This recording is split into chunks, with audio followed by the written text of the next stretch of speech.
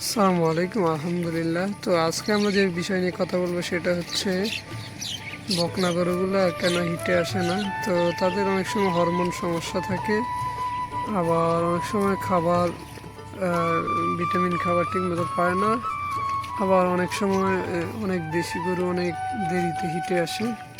তো যাক আলহামদুলিল্লাহ, এই যে আমাদের এই গরুটা 17 মাসে হিটে আসছে। তো আমাদের গরুর মধ্যে এটাই প্রথম, আলহামদুলিল্লাহ। আর হচ্ছে গিয়ে আমাদের ওই যে একটা বকনা আছে, আর একটা বকনা আছে একটা দূরে।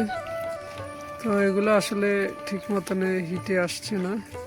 তো সেই জন্য আমি ঘরোয়া পদ্ধতি দিন 10 দিন 10টা আর ছোলা বুটকে 24 ঘন্টা ভিজিয়ে ওদেরকে যখন গ্যারাট আসবে তখন 10 দিন খাওয়াবো।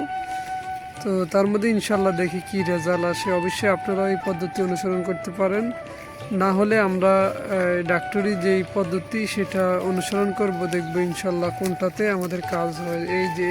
এই বকনাটা, তো সবাই আমার মতো এভাবে অনুসরণ করতে পারেন এবং ইনশাল্লাহ আমরা দেখব ঘরোয়া পদ্ধতিতে কাজ হয় কি না। হইলে অবশ্যই কমেন্ট করে আমাদেরকে জানাবেন।